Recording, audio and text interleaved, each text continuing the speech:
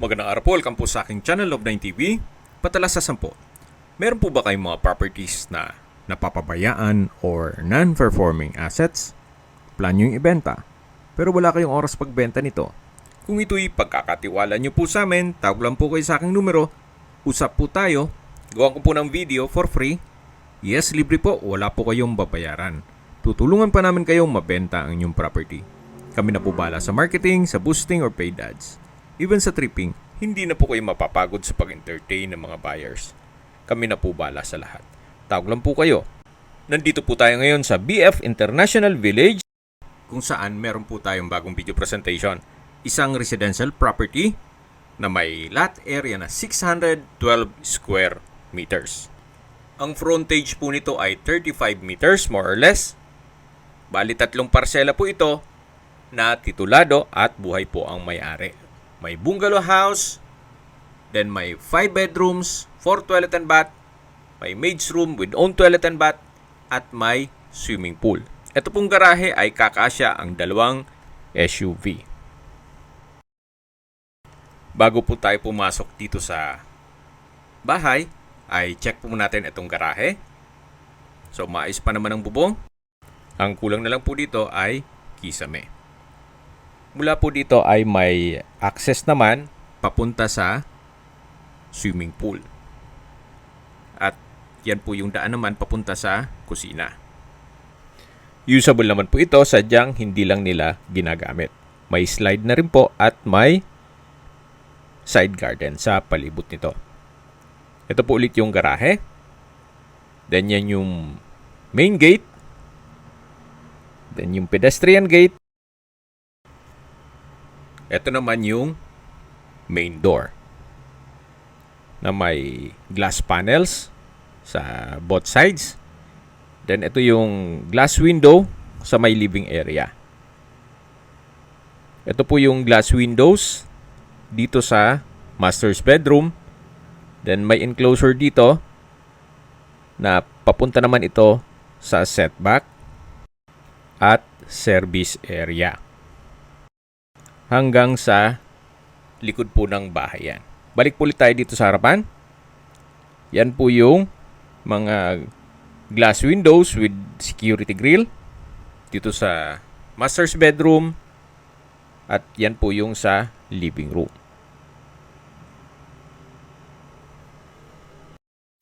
Balik po ulit tayo dito sa main door. Then may center lamp sa ceiling. At papasok na po tayo. Welcome po dito sa bahay ni Sir. Ito po yung living area o salas na naka-marble flooring, ceiling cove design, may chandelier, may pin lamps. Napakalawak po nitong living area. Bago tayo pumasok sa mga kwarto, check po muna natin yung dining area. Itong dining area din po ay napakalaki ng espasyo. Naka-ceiling cove design, may ceiling fan. Then meron pong customized glass window with security grill. At dito naman po yung formal kitchen. May kitchen countertop, wall-mounted kitchen cabinet, then storage ng kitchen utensils. So mula po dito sa may dining area, check natin itong first bedroom. Sa ngayon, ginawa nilang entertainment room. Naka-wood parquet. Then sa likod po nitong glass window ay yung garahe. So malaki naman po ang espasyo nito. Wala lang pong nabanggit kung itong split type aircon ay kasama. Then ito'y naka-high ceiling. At may sariling toilet and bath. Kung saan maayos naman ang toilet fixtures, naka-tile bathroom wall, may bathroom window, exhaust fan, at overhead shower. So, ito po yung first bedroom with toilet and bath. At lalabas na po tayo para check natin yung ibang parte nitong bahay. So, mula po dito sa first bedroom, dito po ulit yung kitchen, yung dining area, then may bar, counter sa dulo, Ito po palang formal kitchen ay meron ding extension na kung saan meron din po itong kitchen countertop, kitchen drawer at kitchen cabinet. Ito po yung access door na papunta naman sa maid's room. Sa ngayon, ginawa po itong stock room. May sariling toilet and bath din po yan. Ito naman po yung dirty kitchen. At meron pong steel gate na access naman yan dito sa swimming pool at garahe. Kung saan na-present ko na po ito sa first part ng video. Okay, balik po ulit tayo dito sa formal kitchen. Then matatanaw yung dining area na may customized glass walls and windows. Then may partition dito na decorative glass wall. At ito po yung living area o salas. Yan yung main door. Dito naman po yung altar. At ito po yung master's bedroom. Malaki din po ang espasyo nito. May dalawang customized glass window with security grill. May chandelier. Then wood parquet itong flooring. Meron din pong sariling toilet and bath. May walk-in closet from floor to ceiling po yan. Then, dito naman po sa kabilang side ay may shower enclosure, marble bathroom countertop, hand wash basin, vanity mirror. Ito po yung shower enclosure na may overhead shower. Then, naka-tile bathroom wall na rin po yan. At may water closet with bidet. So, ito po yung master's bedroom. Okay, labas po tayo dito sa hallway para ma-check natin yung ibang kwarto. So, dito naman yung third bedroom. Malaki din po ang espasyo nito. Then, may glass window with security grill, naka-high ceiling, may wardrobe, then wood parquet din po ang flooring nito. So, ito po yung third bedroom. At dito naman yung common toilet and bath.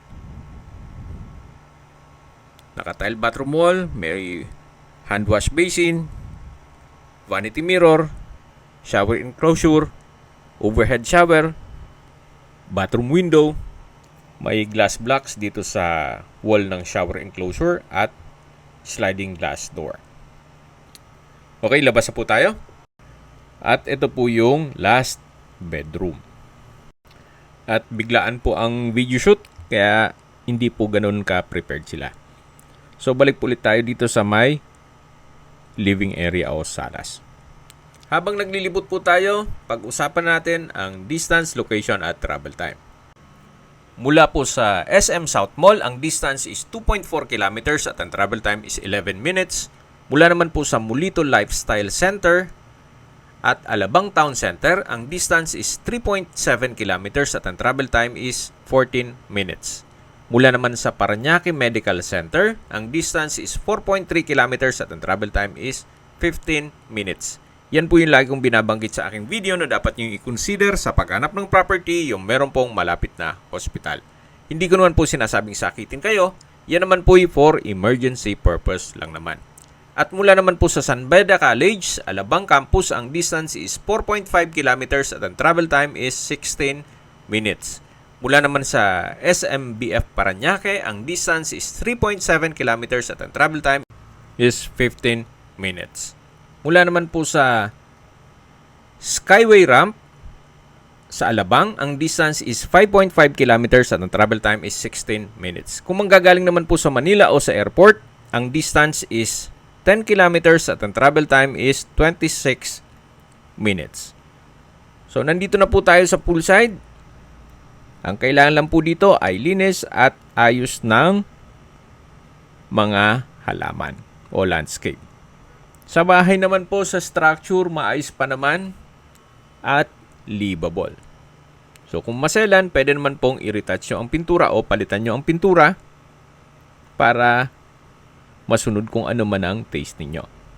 Okay, sa presyo na po tayo. Nag-markdown price na po si owner mula 37 or 36 million. Ang markdown price po niya ay 29,800,000 pesos net. Ibig mong sabihin, si buyer na po ang sasagot sa lahat ng taxes at expenses with regards to documentation. So, dito po yung shower area at may banyo po dyan. Kung may mga katanungan po kayo, tawag lang po kayo sa aking numero. At sa mga kababayan naman natin na sa ibang bansa, meron po akong Telegram. Sa mga iPhone user naman, may iMessage. Meron din pong Imo, Skype, Viber at WhatsApp. Same number lang po, 0917-316-3399. Sa mga nagtatanong naman po ng aming Facebook, meron po kaming Facebook page na Nov9TV at Facebook Real Video. Meron din pong TikTok at Instagram. May ibang YouTube channel po kami gaya ng The Nov9TV Channel, Nov9TV Listings at Nov9TV On The Spot. Real talk, real fast. Sana po naibigan nyo ang video presentation. Paki-like and subscribe na lang po sa aking channel para ma-update din po kayo sa aking future listings. Kung sakali po hanap nyo yung mas malaking suot ng lupa, meron din po kami ibang listings na pwede nyong pagpilian. Huwag po kayo mag-atubiling tumawag sa amin, then let us know your budget para malaman namin kung anong property pwede naming alok sa inyo. Sa lahat pong viewers, subscriber at nagtiwala po sa amin, salamat po sa suporta. Ingat po kayo lagi at yung pamilya. Maraming salamat po.